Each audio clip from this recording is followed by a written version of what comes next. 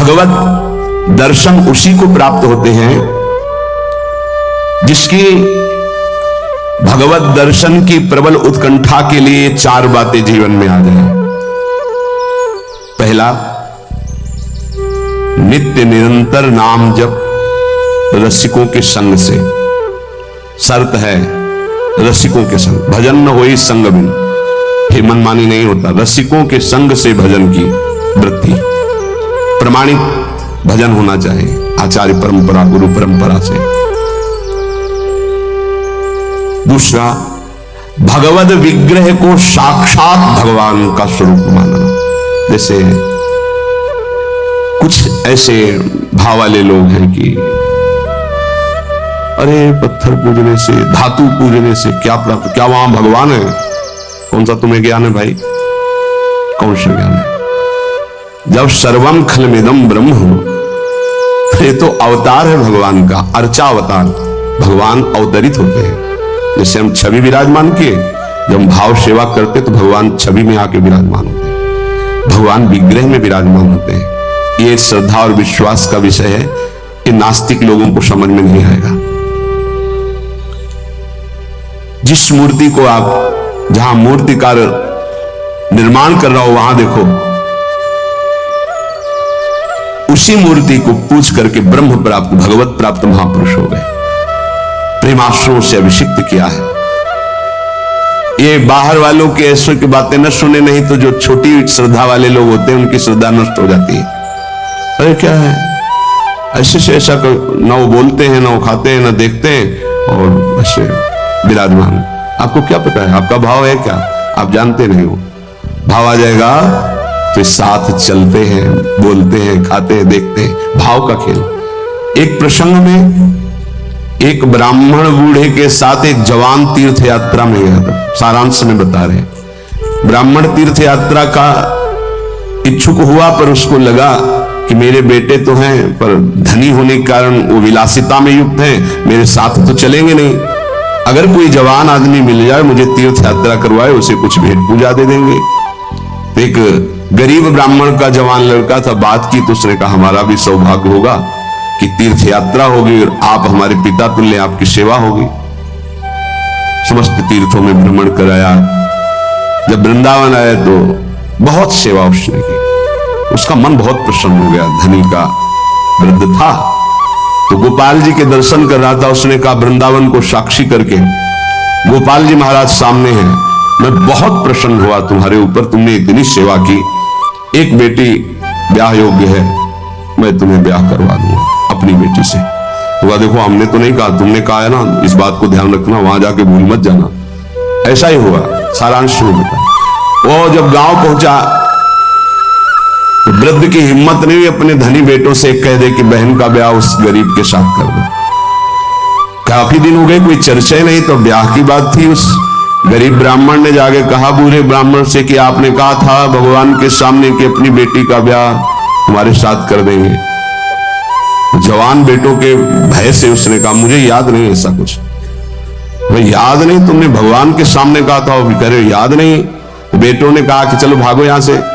भगवान के सामने का बुलाओ, भगवान को अगर साक्षी दे देंगे तो हम बहन का ब्याह कर देंगे। बोले पक्का? तो उनको पता था कि मूर्ति कोई बोलती थोड़ी, चलती थोड़ी। उनका हाँ पक्का। बोले पंचों के बीच में बोल दो। पहले गांव में पंचायत होती थी पिंड छुटाने के लिए कि इतने दिन ये परेशान करेगा, तो उन्होंने कहा पंचों के सामने यदि ठाकुर जी आके गवाही दे दे तो ब्याह करवा देंगे। ओ गरीब आदमी जो कुछ था बेचा, फिर वृंदावन आया। ठाकुर जी गोपाल जी से कहा कि महाराज आपके सामने हमारे ब्याह की बात कही थी इस वृद्ध ब्राह्मण ने, आपको गवाही देना पड़ेगा तब हमारा ब्याह होगा। हाँ कौन सुने। समय हुआ, ठाकुर जी का शयन भोग लगा, पटबंद हो गए, वो बैठे रहे बाहर। वाह गोपाल जी महाराज, आप जब बोलोगे तभी हमारा ब्याह होगा और हम तभी यहां से जाएंगे जब आपको साक्षी दे।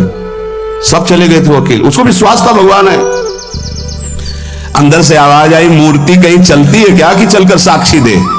बोले महाराज मूर्ति बोलती थोड़ी है, आपने बोला ना तो आओ निकल के बाहर। अब उनके लिए कोई पर्दा है क्या? ललित त्रिभंगी ऐसे। बोले देखो अब तुम्हारे प्रेम के कारण हम बाहर तो निकल आए, तुम उसको यहीं बुला दो, हम यहीं साक्षी। बोले महाराज वो नहीं आएगा, हमारा ब्याह रुक जाएगा, आपको चलना पड़ेगा। बोले चल तो देंगे, लेकिन देखो हम वृंदावन के ठाकुर हैं, हमको तो अच्छा अच्छा माखन मिश्री सब भगवान ले बहानेबाजी।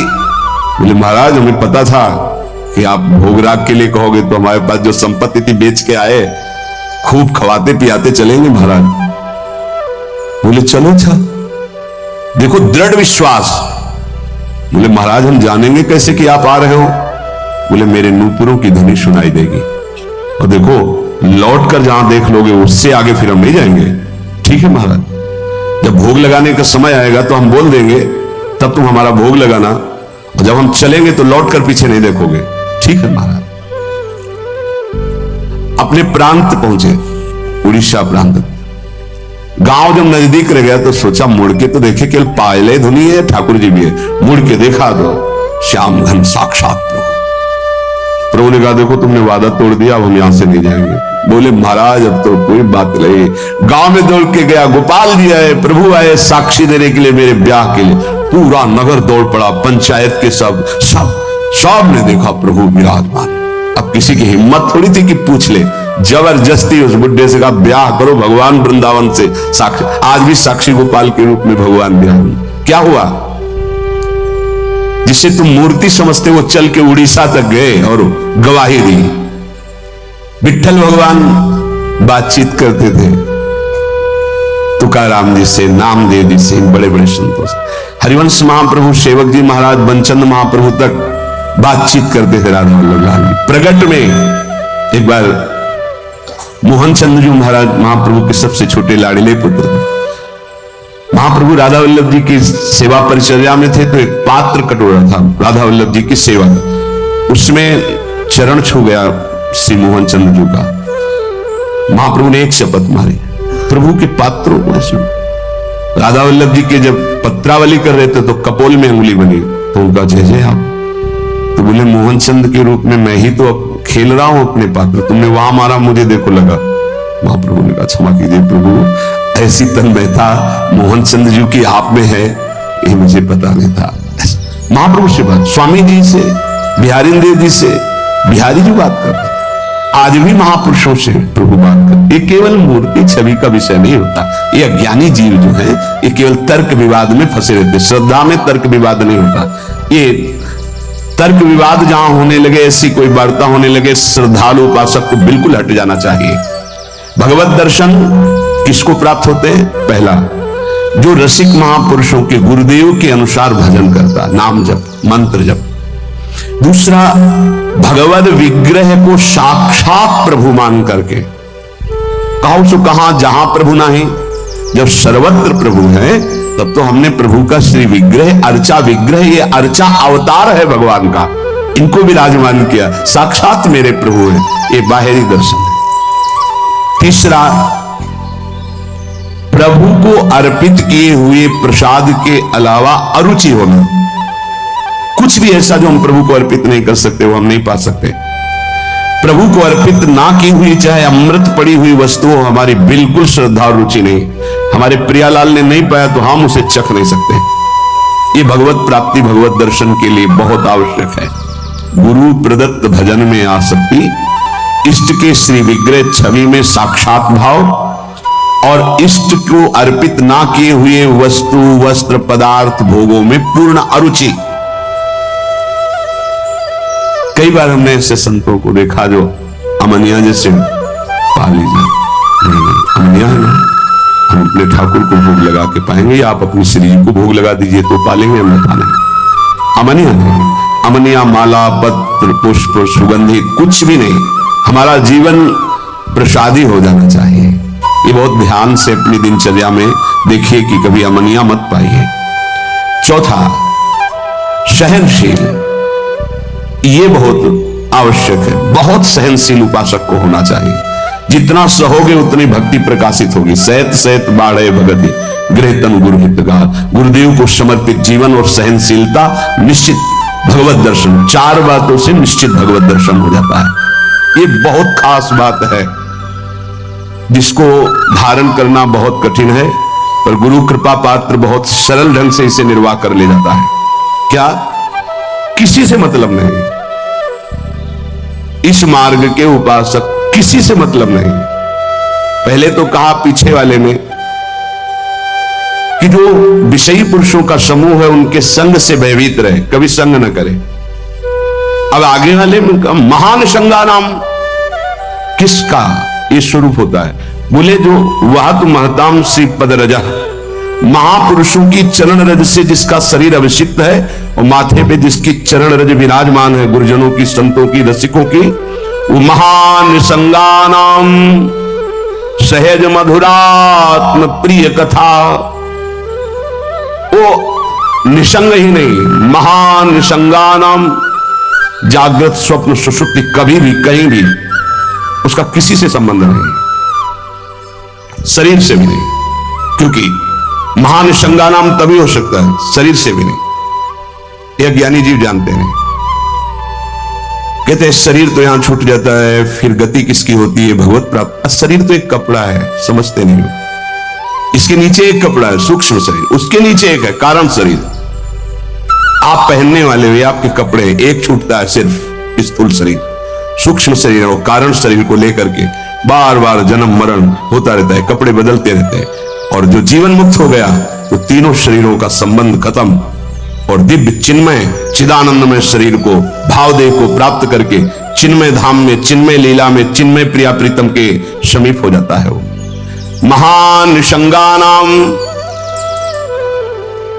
साधक का स्वभाव ऊपरी बड़ा ही रुक्ष होना चाहिए। साधक का रुक्ष, सबको ये लगना चाहिए कि बड़ा बेरुखा आदमी है, बच जाओगे। गोस्वामी जी ने भी लिखा है, गिरा अर्थ जल बीच सम, कहियत भिन्न न भिन्न, बंदो सीता राम पद, जिन्हि परम प्रिय खिन्न, खिन्न मानसा। किसी से कोई संबंध नहीं, कोई बात करे तो उदासीन होकर बात करे, उसको रस ना मिल पावे, उसको प्रियता समझ में ना आ पावे। साधक की बात कह रहा हूं, आगे चल के तो सब जीवन सो प्रीति रीति निभात अपनी, वो स्थिति आ जाती है। पर साधक को चाहिए वो अपना बाहरी स्वभाव उदासीन रखे, खिन्न रखे। ये हर समय बहुत चढ़ा के बात करते हैं, इनका तो कोई प्रेमवादी से लगना चाहिए। मुस्कुरा करके बात करना, ये आगे चलकर आता है। हंसी बोले बहुमान दे, बहुमान किसको दे रहा? आराध्य देव को। वो हंस किससे रहा? आराध्य देव से। साधक की हर समय स्थिति ऐसी नहीं होती, इसलिए उदासीन अति रही गोसाई, पूज्य श्री गोस्वामी जी महाराज। साधक को उदासीन रहना चाहिए, बाहर से गंभीर, हंसी मजाक बातचीत गंभीर, सत्य बात तुम्हें बता दे, स्वीकार करो न स्वीकार करो, आगे चलते। उदासीनता, गंभीरता, खिन्नता ये साधक के स्वभाव में होनी चाहिए। बहुत मिलनुआ स्वभाव, हंसकर बात करना, ये आगे चलकर, अभी नहीं। उसको दबाओ उस वृत्ति को। बगल से कोई निकल गया, आपको राधे श्याम कहने की स्मृति उससे नहीं आनी चाहिए। कौन निकला आपको पता नहीं। दर्शन कर रहे हैं, कभी कभी ये भी पता नहीं चलता कि प्रभु पोशाक कौन धारण किए। अगर नेत्र में नेत्र मिले तो 1 घंटा दर्शन हुआ तो केवल नेत्रों का ही दर्शन हुआ। पत्रावली कपोल में कैसी बनी ये भी याद नहीं रहा। ऐसी होती है एकाग्रता। सत्संग सुनने गए तो सिर्फ वक्ता की मुखाकृति और वचन, आप बैठे आसपास, आपके कौन बैठे आपको कोई परिचय नहीं। ऐसी महानिसंगता उपासक को चाहिए। ये कब आती है? जिससे जड़ भरत जी रघुगण को कहा कि महापुरुषों की चरण रज से अभिषिक्त होने पर ही यह ब्रह्मबोध होता है। प्रहलाद जी ने कहा निष्किंचना नाम नवरणीत यावत, जब तक निष्किंचन महापुरुषों की चरण रज नहीं लगेगी तब तक ऐसी निष्ठा नहीं होती जैसी मेरी है। शिरो में शोल्लासम वह महताम श्री पदरजा, ये महत पदरज कहां मिलेगी? हर कण वृंदावन का ये महापुरुषों की चरण रज, प्रियाजू की चरण रज महापुरुषों के आंसुओं से भीगा हुआ है। जहां की भी रज मिले उसे अपने धरोहर के रूप में, संपत्ति के रूप में, जैसे बहुत बड़ी क्या धरोहर, ये प्रिया प्रीतम की संपत्ति प्रेम संपत्ति प्रदान करने वाली, इसे आप लगाओगे तो आप सुरक्षित हो जाओगे। ये कवच है। कई बार शास्त्रों बारे चर्चा हुई है, पर बड़े भाग्यशाली साधक उपासक उपासिका होंगे जो इस बात को स्वीकार किए हैं कि रोज स्नान के बाद शरीर में रज लगाते हैं। ना करते हो तो फिर सुन लो, तुम्हारे हृदय को ये विकार तब तक जलाएंगे जब तक प्रेम रस के योग्य नहीं हो जाएगा। उस जलन को सहने के लिए ये सद्यो वशीकरण चूर्ण मनंत शक्तिम तम राधिका चरण रेणु मनुष्य मरामी, ये श्री जी की चरण रज है जो आपको संभालेगी, कवच का काम करेगी। आपके शरीर में चरण रज लगी रहनी चाहिए। बिल्कुल मान लीजिए, अगर ये मान लोगे तो बहुत बड़ी वस्तु आपको प्राप्त होगी। शरीर में वृंदावन की रज लगी है, शरीर छूट जाए तो भगवत प्राप्ति हो जाएगी। मान लीजिए, बहुत बड़ी बात। धन्य है वो उपासक जो रजोपसेवी है, रज लगाते हैं। एक ब्रजवासी आए, उन्होंने प्रश्न किया कि आपके जुगल उपासना में तो काली बिंदी लगती है, आप क्यों नहीं लगाते हैं? श्री कहते हैं उसे, काली बिंदी और सिंदूर की बिंदी। पूज्य श्री सदगुरुदेव भगवान ने आदेश किया, त्रिपुंड लगाते थे जब शरणागति का, कि हम आचार्य आज्ञा से चलते हैं। आचार्य ने पत्र में लिखा था, वृंदावन रजोपसेवी जोरी सुमिरन बाचनो, वृंदावन नित्य विहार चंदन लेनो। तो रजोपसेवी जोरी है तो रज का तिलक है, और विहार चंदन जो प्रसादी है वो ये लगा है। बस वो कोई वृंदावन की वस्तु नहीं है जो काली टिक्की है, ये वृंदावन की रस और वृंदावनेश्वरी का प्रसादी चंदन इसके से। तो ब्रह्मा जी भी आकर कहें तो हमारी समझ में नहीं आएगा, क्योंकि गुरु के वाक्य के आगे किसी का नहीं। वृंदावन रज रानी, वृंदावन वृंदावनेश्वरी, इनमें हमारी अनन्य आसक्ति हो जाए। जो लगाते हैं उनको प्रणाम है, पर हमारी गुरु आज्ञा है आचार्य श्री हितजू महाराज, वृंदावन रजोपसेवी हरिवंश जोरी सुमिरन बाचनो, वृंदावन नित्य विहार चंदन लेनो, आज्ञा है, उसी का पालन। अगर महापुरुषों की चरण रज लग रही है तो महानिसंगा नाम, मान लीजिए, बार बार इसलिए कह रहे हैं, मान लीजिए आप में सामर्थ्य नहीं कि आप असंग हो सके। महानिसंगा नाम तो बहुत बड़ी बात है, वो कहीं आ सकता नहीं, न स्वभाव में, न सूक्ष्म शरीर में, न स्थूल शरीर में, और न बाहरी व्यवहार में। वो अपने स्वरूप में स्थित महापुरुष है, वही महानिसंगा नाम होता है। फिर क्या बोले? सहज मधुरात्म प्रिय कथा, अपनी प्यारी जी और प्यारे जी की कथा सुनते ही उसकी दशा बदल जाती है। प्रसंगानाम प्रेमोत्पुलक गलदस्रा कुलगिराम, अश्रु प्रवाह हो रहा है, पुलकित तन हो रहा है, गदगद कंठ हो रहा है। ये सहज मधुरात्म, सहज मधुर रस प्रदान करने वाली प्रीतम की चर्चा सुनते ही, पद गाते ही दशा बदल गई। कैसे हुआ? बोले महापुरुषों की चरण रज का प्रभाव। अपारे श्री वृंदावन रस महाब्धो विहरताम, इस महाप्रेम रस के अपार समुद्र में विहरण करने वाली जो जुगल जोरी विहार करने वाली श्री श्यामा श्याम है, इनके प्रेम में जो उल्लसित है, उनकी चरण रज सदैव मेरे माथे पे लगी रहे। तो सदा राधा कृष्ण प्रणय पुलका सुद गमभृतः, राधा नाम सुनते रोमांच हो गया, अश्रु प्रवाह होने लगा। श्यामा श्याम की बात सुनते ही, पद सुनते ही पुलकावली अश्रु बहने लगे और देह कंपायमान होने लगी। ये बड़े भाग्यशाली, इसमें जानबूझकर नाटक न करे, स्वाभाविक आ जाएगा। नाम जप करो, रस सिंधु वृंदावन की रज लगाओ और रहने से रहो तो स्थिति आ जाएगी। एकांत में चिल्ला चिल्ला के रोने का मन होता है, जैसे डकार आती है ना, तो उसको निकलना ही पड़ेगा। ऐसे रोना आता है, स्वाभाविक। क्यों रोना आता है? कुछ चाहिए, कोई दुख, कोई विपत्ति? नहीं, स्वाभाविक वो एक प्रक्रिया है उस प्रेम की। रोना आता है, हल्का होगा, रोया थोड़ा सा, अगर रोएगा नहीं तो रह नहीं सकता। उसकी दिनचर्या है रोना, कभी भी कहीं भी भाव आ जाएगा। किशोरी कंदर्पा कुल कनक गौरांग लतिका, जो किशोरी जो हमारी गौरवर्ण है, जो कनक लता है, ऐसे उपासक का यही जीवन हो जाती है। जीवन का तात्पर्य प्रसाद सृग वस्त्राभरण कृत भूषा प्रणयनो, वो इनके प्रसाद से प्राण पोषण करता है। इनके चरणामृत की ही वो वृत्ति साधना है। हमारा साधन बल क्या है? इनका चरणामृत। वस्त्राभरण, कोई भी वस्त्र बिना प्रसादी के लाडली जी का, गुरुदेव का शरीर पे नहीं धारण। नवीन वस्त्र को देखा गुरुदेव भगवान कैसे प्रसादी करते हैं। पहले उसे धोते हैं, प्रक्षालन करते हैं, फिर सुखाते हैं, फिर श्री जी के सिंहासन में स्पर्श करा के रजरानी में ऐसे 1-2 बार फिर उसे धारण करते हैं। श्री जी का पहले धोते हैं नया वस्त्र, श्री जी के सिंहासन को अर्पित करके फिर रजरानी में 1-2 बार लोट लगा के उस वस्त्र को फिर धारण करते हैं। वस्त्राभरण प्रसाद, प्रसाद स्वरूप ही हमारा भोजन है। प्रसाद चरणामृत, प्रसाद वस्त्र आभरण, प्रसादी माला, प्रसादी पुष्प, प्रसादी इत्र, इनका बड़ा आदर करें।